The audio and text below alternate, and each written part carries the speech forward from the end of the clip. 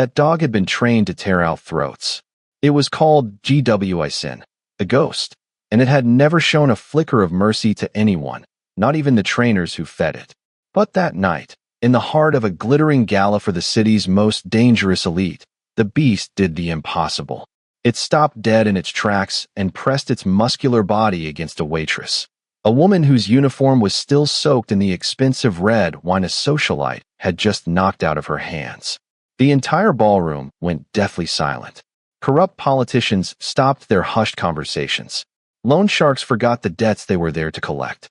And Roh Jae-yoon, the Shadow King of the Korean Mafia, a man whose neck tattoos were as legendary as his cold, calculated violence, stood frozen. For the first time in his life, the architect of the underworld didn't know his next move. As Jae-yoon stepped forward, his own killer dog didn't growl at the girl. Instead, it bared its teeth at him, placing a protective paw on the waitress's leg as if shielding her from the very man who owned it. Was it a predator's instinct? A glitch in years of lethal training? Or was it the hand of fate reaching out from the shadows, dragging two people from opposite ends of the earth into the same collision course? Who was this woman with the shocked, wide eyes? Why did a beast that tastes only blood choose to offer her sanctuary? And what secret was buried in her family's ruined past? A secret that, once Jae-yoon started digging, would threaten to burn the entire city to the ground. As his rivals move in for the kill and the city's elite prepare to strike, will the Shadow King protect the woman his dog has claimed as its own? Or will he destroy the only person who holds the key to his own redemption? The story begins now. If you're ready for a tale of obsession, underworld justice, and a love that defies every rule, hit that like button and subscribe. Turn on notifications so you never miss a chapter of this war. And if you know someone who lives for high-stakes drama, share this with them right now. Rhoda Nakiemba adjusted her hair in the cracked mirror of her Koreatown apartment, the sound of the city's sirens a constant reminder of the debt she could never escape. The reflection staring back at her was a ghost of the girl she used to be, the one who spent her Saturday nights listening to her father play the saxophone in smoke-filled jazz clubs, his music making the world feel gold and infinite. Now, her world was measured in double shifts, the smell of industrial-strength floor cleaner, and the heavy, suffocating silence of a home that was far too empty. The apartment was a skeletal remains of a life once full. There were rectangular patches of lighter blue on the peeling wallpaper where framed photos used to hang, sold off along with the furniture and her father's spare instruments to appease men with cold eyes and heavy knuckles. The only thing she hadn't sold, the only thing she couldn't bring herself to part with, was hidden beneath a loose floorboard under her bed, her father's last read and a single, tattered black and white photograph of her younger siblings, Marcus and Nia. She reached down, touching the floorboard instinctively, her heart tightening. It had been 18 months since her father, Elias, had disappeared. The neighbors whispered about gambling debts and the wrong side of the tracks, but Rhoda knew the truth was darker. Her father hadn't been a gambler. He had been a man trying to buy his children a way out of the shadows. He had made a deal with a devil who wore a bespoke suit, and when the music stopped, the debt hadn't died with him. It had simply transferred to Rhoda. The debt collectors had come for the children first. They called it collateral. Rhoda could still hear Nia's high-pitched cry as they were bundled into a black SUV. A man in a gray coat telling Rhoda she had 1 year to pay the interest if she ever wanted to see them again. Since then, Rhoda had become a shadow herself. She didn't have friends. She had coworkers. She didn't have a life. She had a ledger. She pulled on her black and white waitress uniform, the fabric thin and scratchy against her skin. It was the uniform of the invisible. In the high-end lounges of Koreatown and the underground galas of Manhattan, she was nothing more than a moving tray, a pair of hands to pour wine and clear away the debris of lives lived without consequence. It was safer that way. To be noticed was to be questioned, and to be questioned was to be destroyed. A sharp, rhythmic pounding on her door made her flinch. She didn't have to look through the peephole to know who it was. "Nakiemba, I know you're in there," a gravelly voice barked. She closed her eyes for a second, drawing in a jagged breath, before opening the door just a few inches. Standing there was Mr. Henderson, the building manager who moonlit as a lookout for the local syndicates. He held a crumpled envelope in his hand, the weekly reminder of the protection fee she owed just to keep her door on its hinges. "I'll have it by Monday," Rhoda said, her voice a low, steady murmur. She had learned early on that fear only fed men like him. "Monday's too late. The boss is getting impatient. He says the interest on the little ones is going up." Henderson leaned in, his breath smelling of stale coffee and cigarettes. "You're a pretty girl, Rhoda. There are faster ways to make this money than carrying plates." Rhoda didn't blink. She didn't move.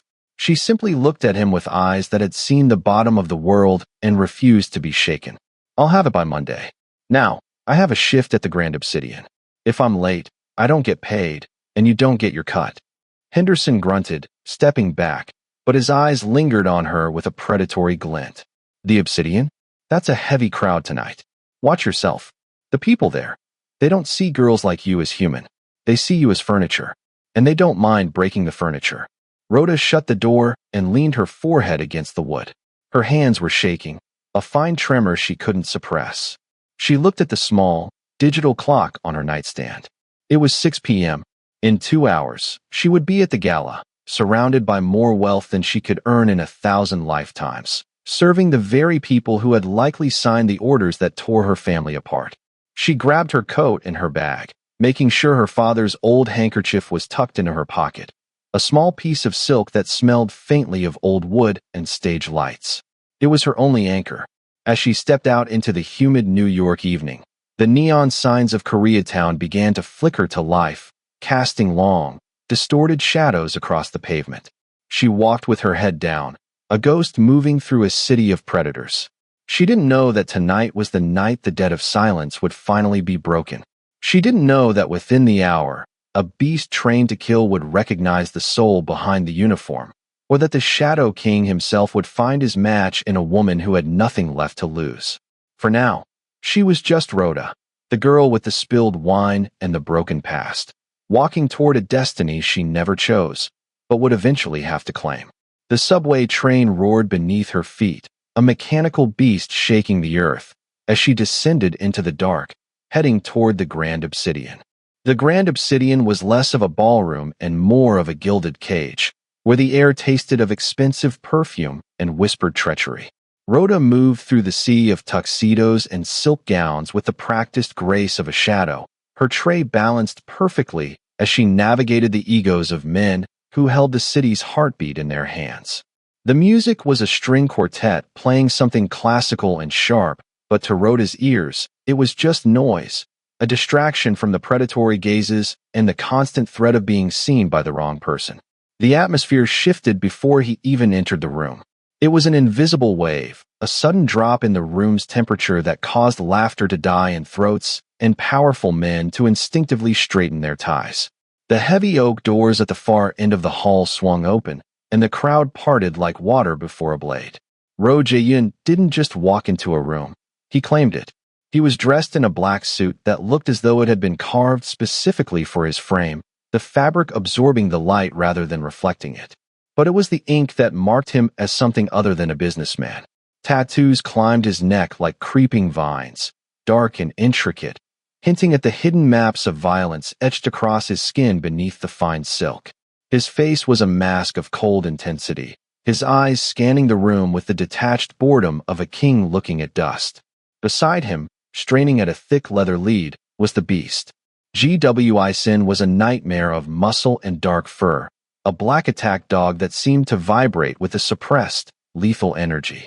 The dog didn't pant or bark, it simply watched, its amber eyes reflecting the flickering chandeliers with a terrifying intelligence. Rhoda stood near a pillar, her pulse drumming against her ribs. She had heard the stories of the Shadow King, how he had rebuilt the Korean syndicate from the ashes of a civil war, how he never forgot a face, and how he never showed mercy. She lowered her gaze, falling back into her role as the invisible waitress. But as Jae-yoon moved toward the center of the room, Councilman Sterling intercepted him, flanking the boss with a predatory smile. Beside the councilman stood his daughter, a blonde socialite in a shimmering champagne gown who looked at the world as if it were something she had bought and paid for. Jae-yoon, Sterling's voice boomed, though his eyes remained wary.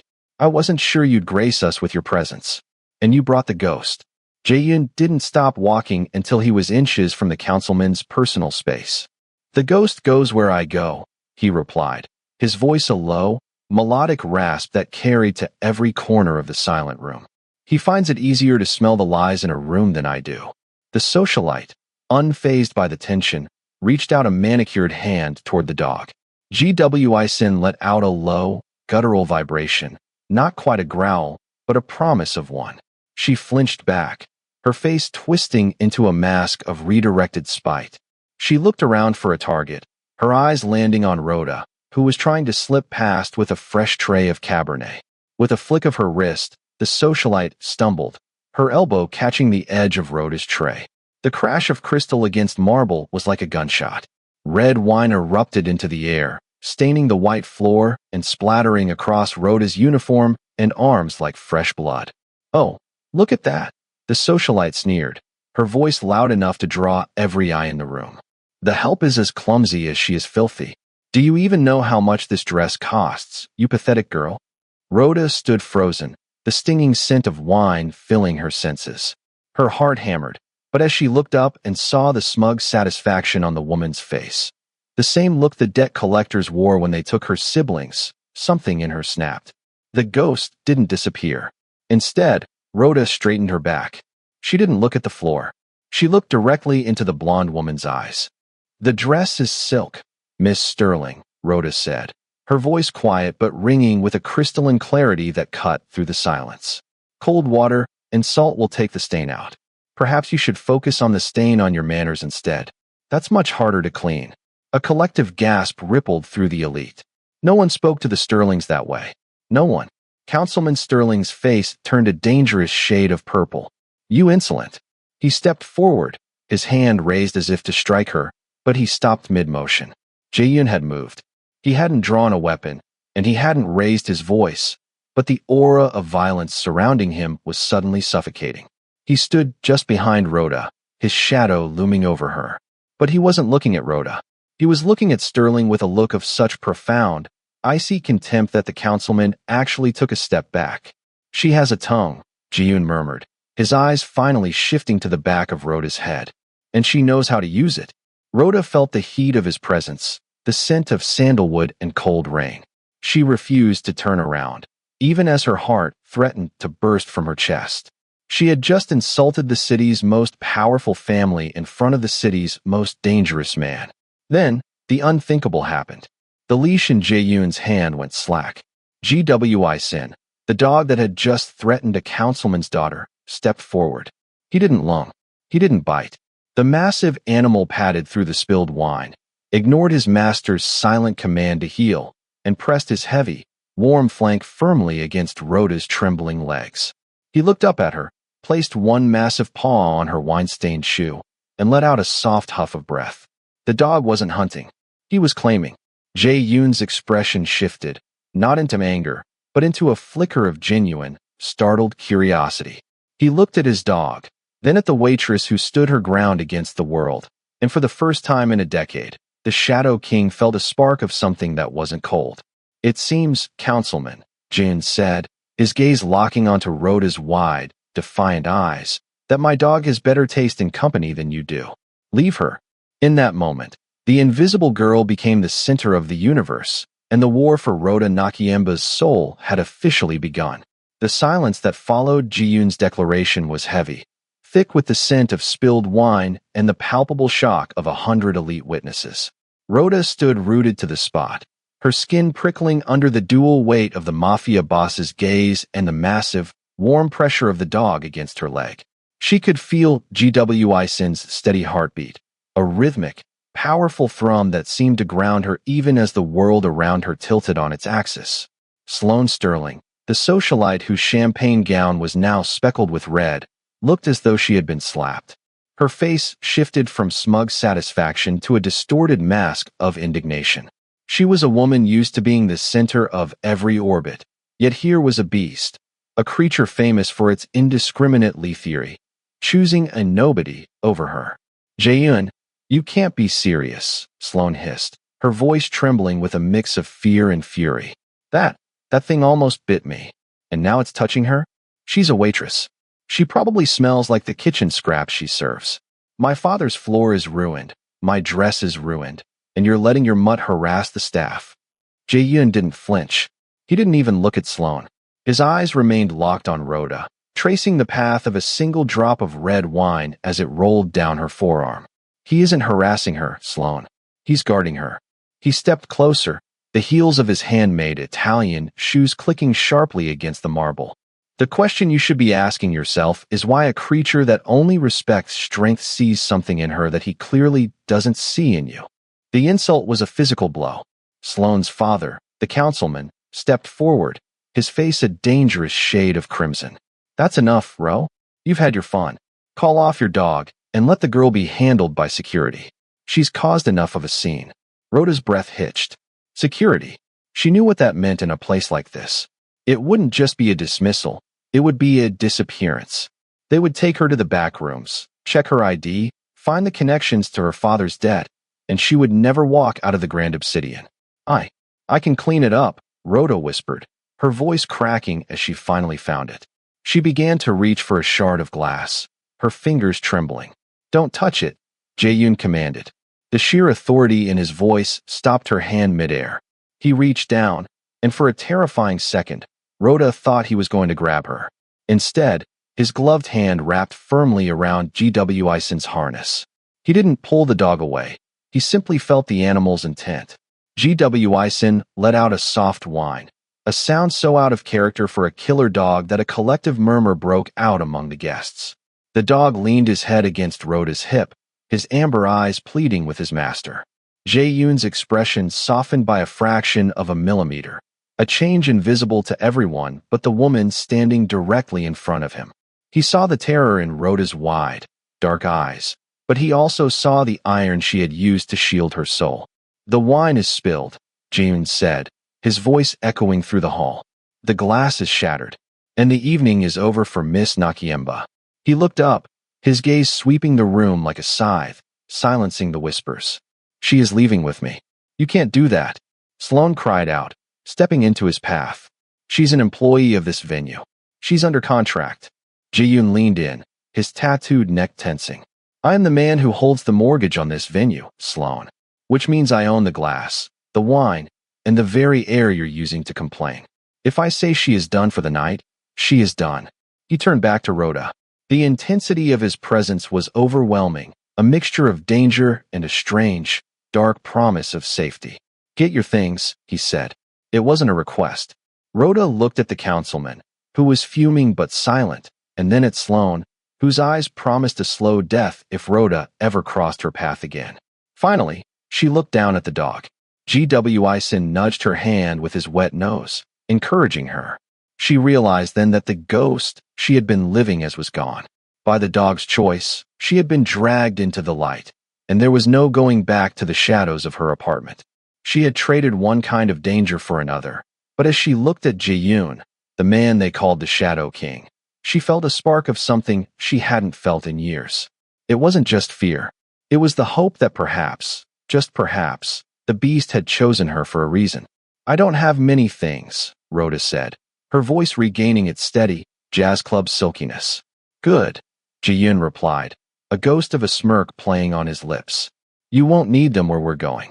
As they walked out of the ballroom, the Mafia boss, the black waitress, and the killer dog, the elite of New York watched in a silence so profound you could hear the droplets of wine hitting the floor.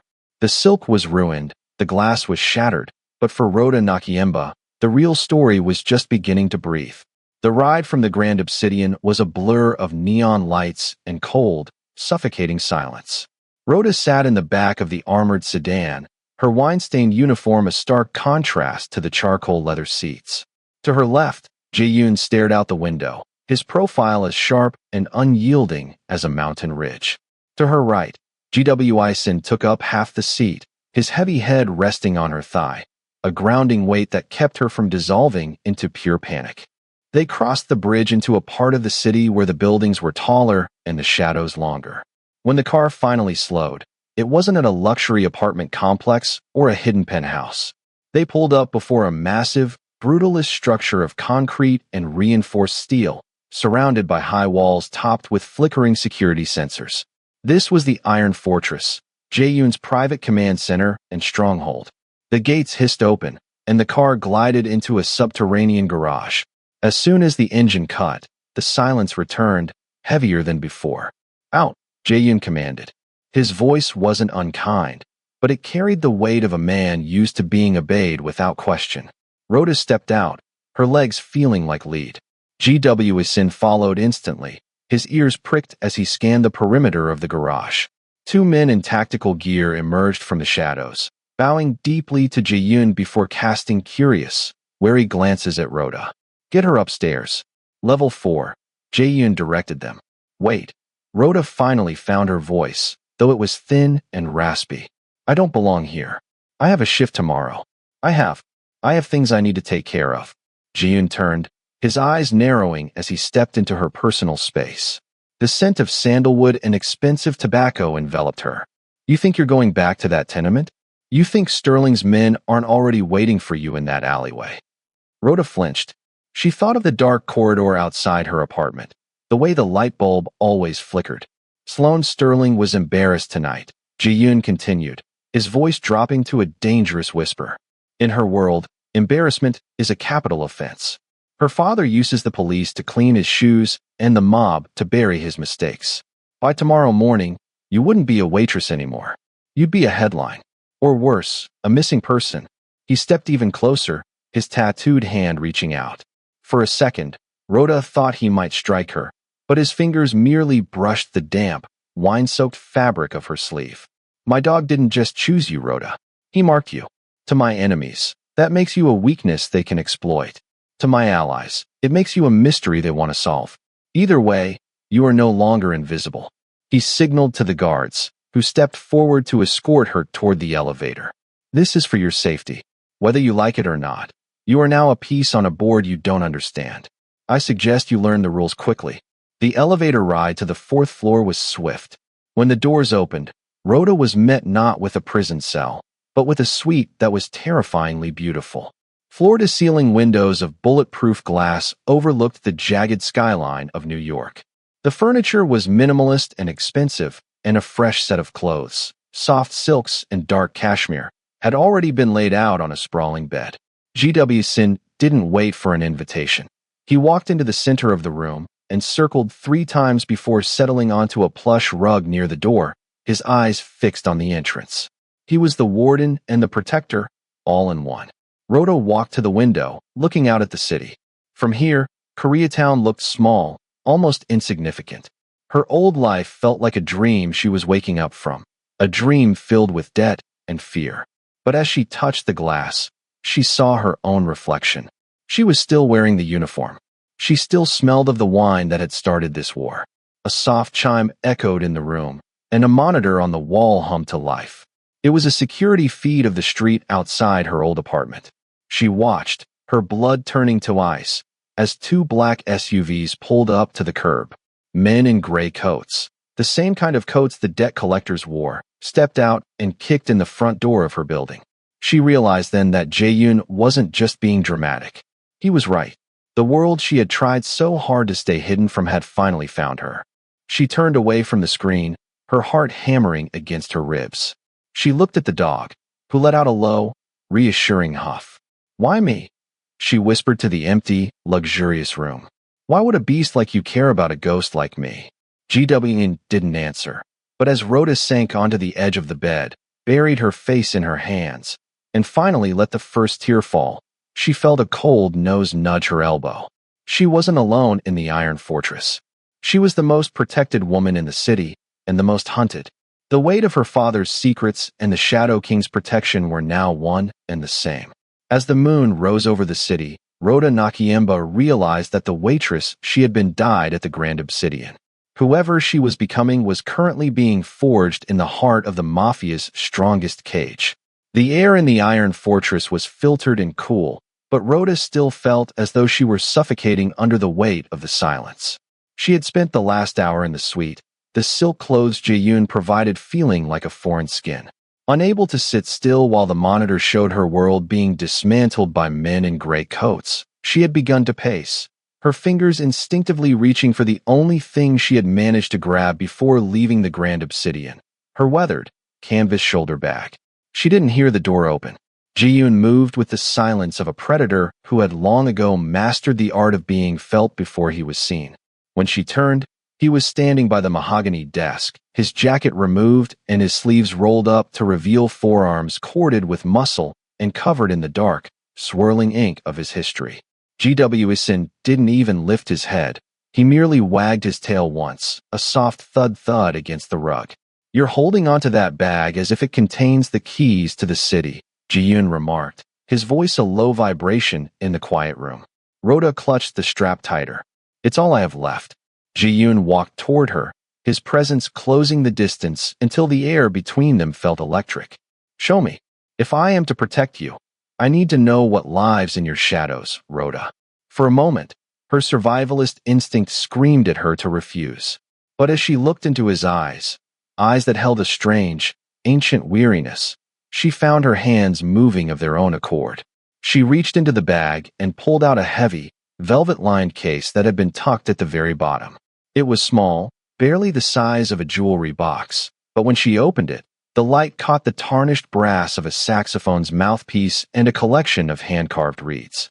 Beside them lay a vintage, silver-plated neck strap, worn thin from years of sweat and soul. Ji-yoon froze. The cold, impenetrable mask he wore cracked for a fraction of a second, his pupils blowing wide as he stared at the items. "Where did you get these?" he asked, his voice barely a whisper. "They belong to my father, Elias Nakiemba," Rhoda said, her voice trembling with a mixture of pride and grief. "He was a musician. He played the clubs in Koreatown and Harlem before the debt took him. This is all I could save from the collectors." Ji-yoon reached out, his fingers hovering over the brass mouthpiece but not quite touching it, as if afraid the memory would burn him. He let out a long, ragged breath and walked over to the window, looking out at the city lights. 15 years ago, Ji-yoon began, his back still turned to her. "I was a nobody. I was a street soldier for a clan that viewed me as disposable. I had been sent on a mission that went wrong, and I ended up in an alleyway off 125th Street with a bullet in my side and 3 men hunting me down to finish the job." Rhoda listened, her breath held in her chest. "I crawled behind a dumpster, ready to die in the rain." Ji-yoon continued, his voice thick with a memory he hadn't shared in a decade. Then, the back door of a jazz club opened. A man stepped out for a smoke, carrying a saxophone case. He saw me, a bleeding, tattooed killer, and he didn't call the police. He didn't run. He dragged me inside, hid me in the instrument closet, and played his set. The music, it was the most beautiful thing I had ever heard. It drowned out the sound of the men searching the street. It gave me a reason to keep my eyes open. He turned back to her, and for the first time, Rhoda saw a flicker of something human behind the Shadow King's armor. After the set, he patched me up. He gave me his own handkerchief to stop the bleeding, a silk square that smelled of wood and stage lights. He told me that a man's past shouldn't dictate his melody. Ji-yoon stepped toward her, his gaze intense. I never forgot his name. Elias, the man who saved the Shadow King before he had a crown. Rhoda's knees felt weak. She sank into the velvet chair, the mouthpiece clutched to her chest. "He never told me. He just said he hoped the people he helped would one day help his children. He knew the world was coming for him," Ji-yoon said, his voice returning to its iron-hard resonance.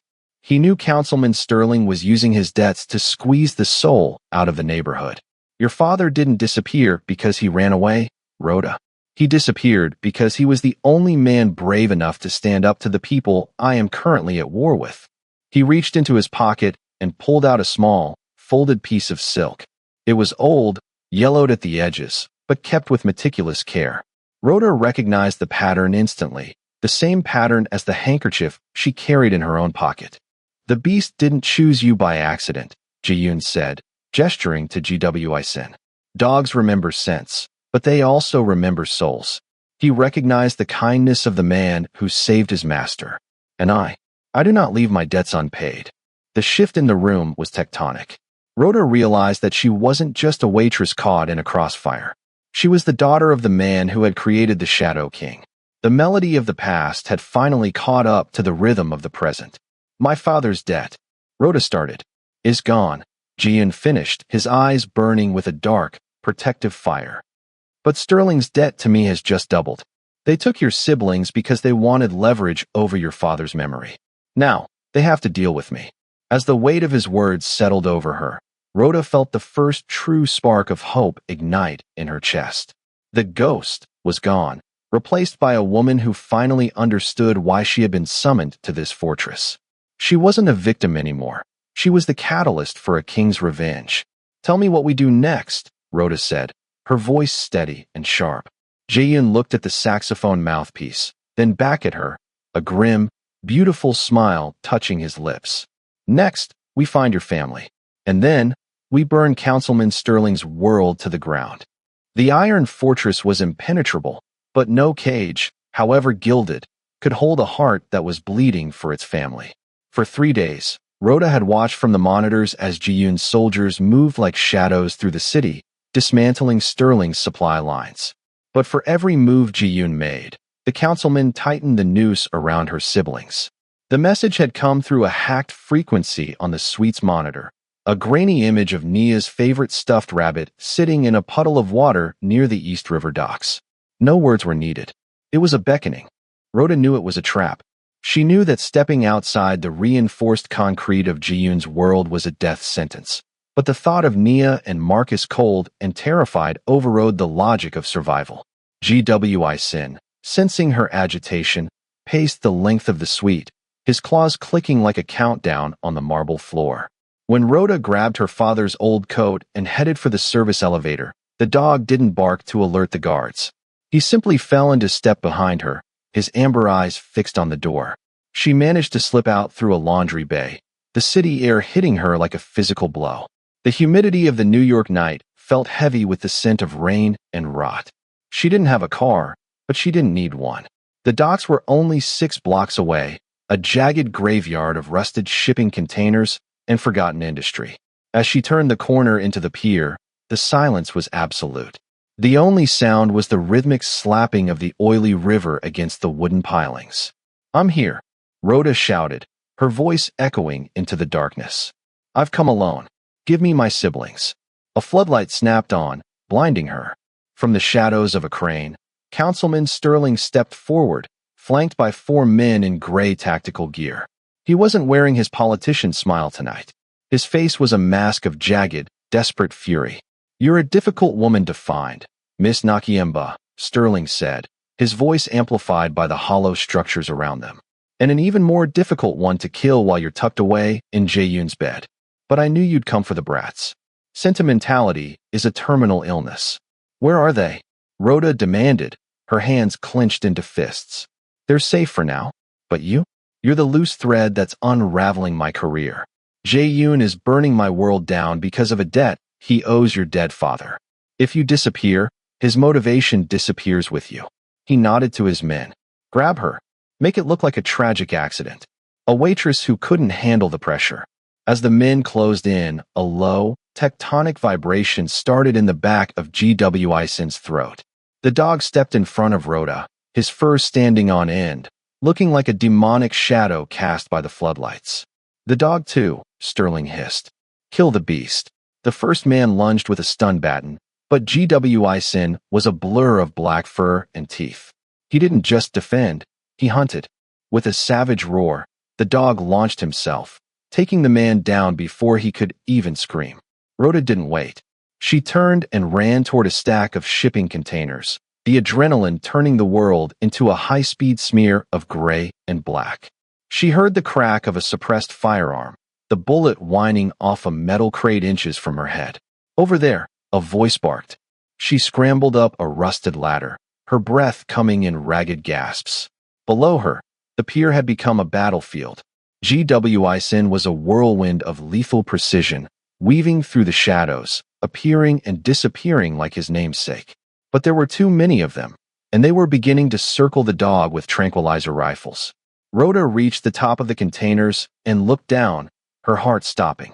Sterling was retreating toward a black SUV, but 2 of his men had GWI Sin cornered near the edge of the pier. One of them raised a heavy-caliber handgun. No, Rhoda screamed. She didn't think.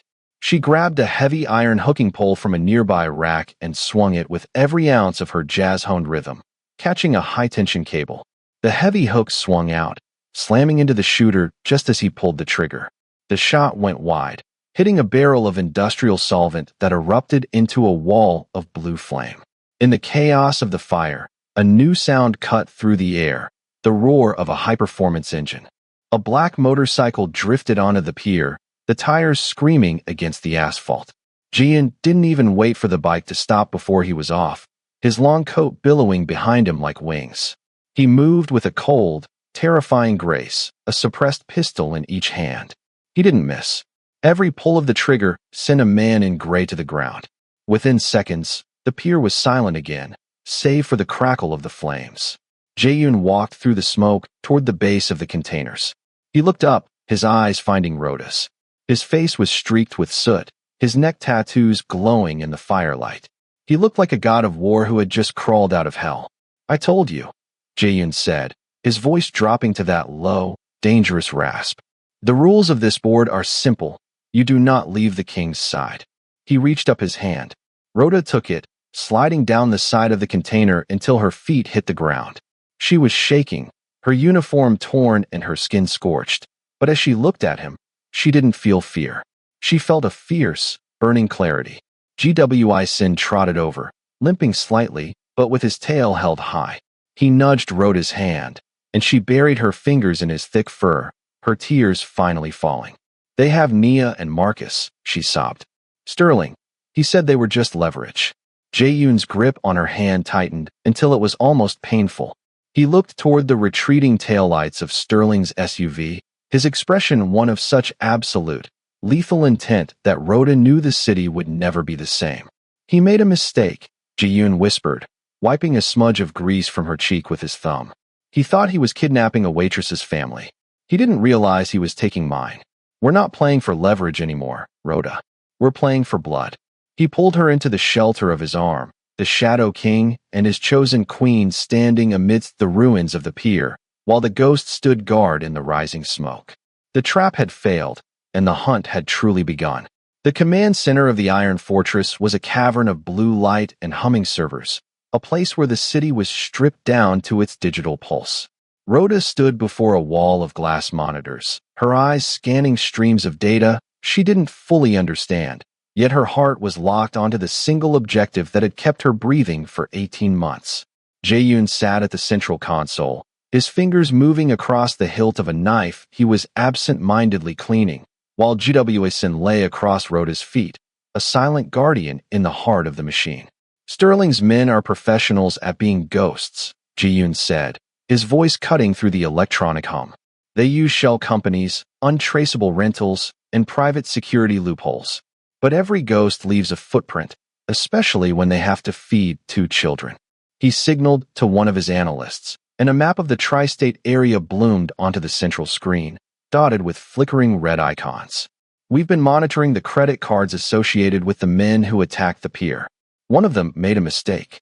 A recurring purchase at a small grocery store in a dead-end industrial town in Pennsylvania. It's too much milk and too many snacks for a single man in a safe house." Rhoda stepped closer, her breath hitching as the map zoomed in on a derelict warehouse district on the outskirts of Bethlehem. "They're there? You're sure?" "The Shadow King doesn't deal in maybe," Ji-yoon replied, standing up. He walked toward her, the blue light of the screens catching the sharp angles of his face and the dark ink on his neck. "My network has traced the utility usage for that specific block. The power spikes match the needs of a residential unit hidden inside a commercial shell. Sterling isn't just hiding them. He's storing them like inventory." The realization hit Rhoda with the force of a physical blow. Her siblings, the children who used to dance to their father's saxophone, were being kept in a cage of concrete and dust. A fierce, cold rage began to replace the fear that had defined her life. She looked at the image of the gray, windowless building on the screen and felt a sudden, sharp clarity. "I'm going with you," she said. Jae-yoon paused, his eyes narrowing. "It's a hot zone, Rhoda. Sterling knows his time is running out. He'll have the place rigged to blow or guarded by men who have nothing left to lose." "I've spent a year and a half being the victim," Rhoda countered, her voice steady and hard. I've poured their wine, I've cleaned their floors, and I've let them take my family while I stayed in the shadows. But I am the daughter of Elias Nakiemba, and I am the woman your dog chose. I'm not staying behind in a gilded cage while my siblings are in a real one. A flicker of something resembling respect, or perhaps recognition, passed over Ji-yoon's features. He looked at Gwi-sin, who had stood up and was watching them both with an expectant intensity. The dog's tail gave a single, sharp wag. Gwi-sin agrees, Ji-yoon murmured. He reached into a drawer and pulled out a small, sleek device, a localized jammer. If we do this, we do it my way. You stay in the armored transport until the perimeter is clear. But when we reach the door, you'll be the first thing they see. I want Sterling's men to know exactly who is reclaiming what was stolen. The preparation was a blur of tactical gear and cold iron. Rhoda changed into a dark, reinforced tactical jacket, tucking her father's mouthpiece into an inner pocket like a talisman. She watched as Ji-yoon's soldiers loaded suppressed rifles and checked their comms, their movements synchronized and lethal. This wasn't a Waitress's world. It was a theater of war, and for the first time, she felt like she had a role to play. The drive to Pennsylvania was silent, the armored van cutting through the night like a shark through dark water. Rhoda sat in the back, her hand resting on Gwi-sin's head. The dog was calm, but his muscles were coiled like a spring. Beside her, Ji-yoon was a silhouette of focused violence, checking the maps one last time. We have 30 minutes before dawn, Ji-yoon said, his voice coming through the low-light cabin. Sterling's shift change happens at 5:15 a.m. That's our window. As the van slowed to a crawl near the warehouse, Rhoda looked out the reinforced glass. The building was a hulking mass of rusted corrugated metal and broken windows, surrounded by a chain-link fence topped with razor wire. It looked like a tomb. The thermal scans show 3 signatures in the basement level. A voice crackled over the comms. 2 small, 1 large. The children are there. Rhoda's heart hammered against her ribs, but she didn't let her hands shake. She looked at Ji-yoon, who was already fitting a silencer to his sidearm. "Wait for my signal," he said. The back doors of the van opened, and the shadows of the iron fortress spilled out into the Pennsylvania mist. Rhoda watched as Ji-yoon and his men moved with impossible speed, neutralizing the outer guards before they could even raise a hand. There were no shouts, no alarms, just the muffled thwip of suppressed fire and the heavy sound of bodies hitting the dirt. Within minutes, the perimeter was silent. Ji-yoon appeared at the side door of the van, his face obscured by a tactical mask, but his eyes burning with a dark, familiar fire. "Rhoda," he said, "it's time." She stepped out into the cold morning air, Gwi-sin at her side. They walked toward the heavy steel door of the warehouse, the scent of damp earth and oil filling her lungs. Ji-yoon placed a small charge on the lock, and with a muffled pop, the door swung open. The interior was a labyrinth of crates and shadows, but Rhoda followed the heat of Ji-yoon's presence toward a reinforced door in the floor. As they descended the stairs into the basement, she heard it, a soft, rhythmic humming. It was a jazz tune, one of her father's favorites. She pushed past the final guard, who was already being pinned to the wall by one of Ji-yoon's men, and threw open the door to the holding cell. In the corner of a room lit by a single, buzzing bulb, sat Nia and Marcus. They were thin and pale, huddled together on a cot, but Nia was humming, her small hand tapping out the rhythm on her brother's arm. "Nia? Marcus?" Rhoda's voice was a broken sob. The children looked up, their eyes widening with a disbelief that shattered Rhoda's heart. "Rhoda?" Nia whispered, her voice barely audible. As Rhoda gathered them into her arms, the debt of silence was finally paid in full. She felt the warmth of their small bodies, the reality of their survival, and the cold, protective weight of the Shadow King standing in the doorway behind them. The hunt for the lost was over, but as Gwi-sin let out a soft, triumphant bark, Rhoda saw the look on Ji-yoon's face as he stared at a discarded file on the warden's desk. The file bore the seal of the city council. The children were safe, but the war was far from won. Sterling hadn't just been holding them. He had been preparing to sell them. Rhoda stood up, holding her siblings close, and looked at the man who had helped her find them. "They were going to move them today," Ji-yoon said, his voice like grinding stones. "To the docks, to Sterling's private yacht." Rhoda looked at her siblings, then at the dog, and finally at the Mafia boss. The fear was gone, replaced by a resolve that was as sharp as the knife in Ji-yoon's hand. "Then let's go to the docks," Rhoda said, her voice ringing with the authority of a woman who had finally found her throne. "It's time to show the councilman what happens when you steal from a king." The drive to the docks felt like a funeral procession for the old world. The city lights flickered past the armored windows like dying stars, but inside the car, the air was thick with the scent of gun oil and the heavy, rhythmic breathing of a beast.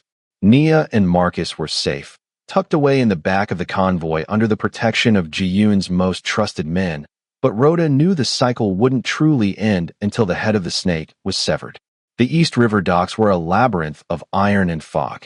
Sterling's private yacht, the Saint, sat low in the water, a white-hulled monument to a man who had built his fortune on the bones of the neighborhood. As the convoy rolled onto the pier, the floodlights of the vessel snapped on, cutting through the mist like interrogators' eyes. "Stay behind the line," Ji-yoon commanded, checking the slide of his pistol. His neck tattoos seemed to pulse in the strobe of the yacht's lights. "GWISN, stay." The dog let out a low, vibrating protest but obeyed, his body pressed against Rhoda's hip. But Rhoda didn't stay back. She stepped out into the cold wind, her father's mouthpiece heavy in her pocket, her eyes locked on the figure standing on the deck of the ship. Councilman Sterling looked like a ghost of the man from the gala. His tie was loose, his hair disheveled, and he held a heavy briefcase in one hand and a flare gun in the other. He wasn't just running. He was prepared to burn everything. "You don't understand." Sterling screamed over the roar of the wind. "Jae-yoon, you're destroying the ecosystem. I am the bridge between the law and the street. Without me, this city falls into chaos." "Then let it fall," Jae-yoon replied, his voice a calm, terrifying contrast to the councilman's hysteria. He walked forward into the light, a silhouette of inevitable justice. "You took a man's life, you took a family's peace, and you tried to sell children like they were cargo. The bridge is closed, Sterling." "I have files," Sterling shrieked, waving the briefcase toward the dark water. "Names. Thanks. If I go down, half the governors in the country go with me." "I don't care about governors," Ji-yoon said, raising his weapon. "I care about a debt." But Rhoda's eyes weren't on Sterling. She was scanning the rigging of the crane above the yacht, her senses heightened by the primal fear that had lived in her for years. A glint of moonlight caught a lens. A shadow shifted where there should have been only rusted metal. "Jae-yoon, get down." Rhoda's voice tore through the air, but the wind swallowed it. The assassin in the rigging pulled the trigger. Time slowed to a heartbeat. Rhoda didn't think about her safety. She didn't think about the waitress who had been invisible for so long. She saw the trajectory of the bullet aimed squarely at the Shadow King's back. With a burst of speed she didn't know she possessed, she lunged forward, her body colliding with Ji-yoon's just as the crack of the rifle echoed off the metal containers. The impact sent them both tumbling to the cold, wet asphalt. Rhoda felt a searing, white-hot line of pain across her shoulder as the bullet grazed her, shattering a crate behind them. GWISN didn't wait for a command. He launched himself toward the crane, a black blur of fury that ignored the gunfire, his bark a war cry that shook the very foundation of the pier. Ji-yoon rolled, his eyes wide with a rare, visceral shock as he looked at Rhoda, who was clutching her shoulder, her face pale, but her eyes burning with a fierce, protective fire. In that moment, the debt was no longer just about her father. It was personal. "You saved me," Ji-yoon whispered, his voice cracking for the first time. "I don't let my family die," Rhoda gasped, the word family hanging in the air like a vow. The shock in Jae-yoon's eyes turned into something lethal. He stood up, shielding Rhoda with his own body, and looked toward the yacht. Sterling was scrambling toward a lifeboat, but GWSN had already reached the gangplank, cutting off his escape. Ji-yoon didn't fire his gun. He didn't need to. His soldiers, moving with the precision of a scalpel, swarmed the yacht. Within seconds, the assassin was dragged from the crane, and Sterling was forced to his knees on the very pier where he had tried to kidnap Rhoda's heart. Jae-yoon walked over to the councilman, who was sobbing into the asphalt. He didn't look at the files or the money. He looked at the dog, who was standing over Sterling, a single growl vibrating through the beast's chest. "You lost the moment you touched her," Jae-yoon said, his voice as cold as the river. He turned back to Rhoda, who was being tended to by one of his medics. He knelt beside her, ignoring the chaos of the arrests and the flash of police sirens in the distance. Sirens that were finally coming for the right people. He took her hand, his thumb tracing the scars of her struggle. "The blood is over, Rhoda," he murmured. "Justice is here." Rhoda looked at the rising sun, the first rays of gold hitting the water of the East River. The pain in her shoulder was nothing compared to the weight that had finally lifted from her soul. She looked at the dog, then at the man who had become her fortress, and she knew. The waitress was gone. The victim was dead. What remained was a woman who had bled for the king, and a king who would now spend a lifetime making sure she never had to pour another glass of wine in fear. The water slapped against the pier, a rhythmic, jazz-like beat, as the Shadow King and his savior watched the old world sink beneath the waves. The Grand Obsidian's ballroom had been restored to its former glory, the marble scrubbed clean of wine, and the shattered glass replaced with seamless crystal, but the atmosphere within its walls had changed forever. This was no longer a playground for the predatory elite. It was the seat of a new era. Rhoda Nakiemba stood before the same mirror she had used weeks ago, but the woman looking back was unrecognizable. She was no longer wearing the scratchy, black and white uniform of the invisible. Instead, she wore a gown of deep emerald silk that complemented the richness of her skin, its silhouette sharp and commanding. Around her neck hung a simple gold chain holding her father's silver neck strap, a reminder that while she had ascended, she had not forgotten the melody that brought her here. She walked into the dining hall, her heels clicking with a rhythm that was no longer hesitant. The room went silent, but it wasn't the silence of shock or derision. It was the silence of deep, earned respect. The Council of Shadows was gathered at the long mahogany table, men and women who once looked through Rhoda as if she were a ghost. Now, they stood as she approached. Rhoda didn't take a seat on the sidelines. She walked to the head of the table, pulling out the heavy velvet chair. As she sat, a massive, dark shadow detached itself from the corner of the room. GWI Sin, his coat gleaming and his spirit calm, padded across the floor and settled heavily at her feet. He placed a protective paw on the hem of her gown, his amber eyes scanning the room as if daring anyone to question her presence. To her right, Ro Jae-yun took his seat. He was dressed in a suit that matched the darkness of his reputation, his tattooed neck visible above his collar. He didn't look at the council. He looked only at Rhoda, a faint, proud smile touching his lips. He didn't reach for the gavel. He waited for her. "The old debts are settled," Rhoda said, her voice resonant and steady, carrying the soul of the jazz clubs and the iron of the fortress. "The Sterlings are gone, and the systems they used to prey on this neighborhood are being dismantled. But we are not here to simply replace one tyrant with another." She leaned forward, her gaze locking onto each member of the council. "My father taught me that a man's past shouldn't dictate his melody. From this day forward, the Shadow King's empire will protect those it once squeezed. We will be the shield for the ghosts of this city." Ji-yoon placed his hand over hers on the table, his thumb tracing the faint scar on her shoulder, the mark of her sacrifice at the docks. "The queen has spoken," he murmured, his voice a low vibration that commanded the room. "And where she leads, the ghost and the king follow." One by one, the council members bowed their heads. It was a new reign, forged in spilled wine and blood, but anchored in a kindness that had survived the dark. Later that night, after the business of the underworld was concluded, Rhoda and Jean stood on the balcony of the Obsidian, looking out over the flickering lights of New York. The sound of a distant saxophone drifted up from the streets of Harlem, a lonely, beautiful tune that seemed to dance on the wind. "Do you miss the silence?" Ji-yoon asked, standing close enough that his warmth shielded her from the evening chill. Rhoda looked down at GWI Sin, who was watching a stray cat in the alleyway below with disinterested grace. She thought about the cramped apartment, the flickering lights, and the weight of the debt that had almost crushed her. Then she thought of Nia and Marcus, sleeping safely in the rooms behind her, their lives no longer collateral. "No," Rhoda replied, turning to him, her eyes reflecting the endless lights of the city she now helped rule. "The silence was just waiting for the music to start, and I think I'm finally ready to play my part." Ji-yoon pulled her into the shelter of his arms, and as the moon rose over the skyline, the Shadow King and the Waitress who became a queen stood together. The war was over, the family was whole, and for the first time in her life, Rhoda Nakiemba was exactly where she was destined to be. At the head of the table, in the heart of the storm, and by the side of the man and the beast, who had seen the light in her before she even knew it was there. The story of Rhoda Nakiemba and the Shadow King serves as a powerful testament to the invisible threads that bind our past to our future.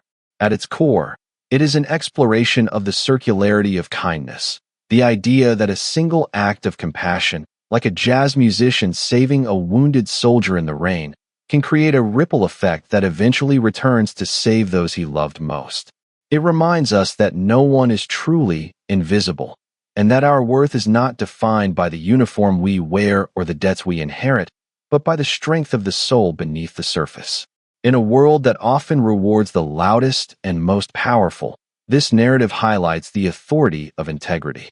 Rhoda's refusal to bow to the Sterlings, even when she had nothing, was the very quality that the beast recognized.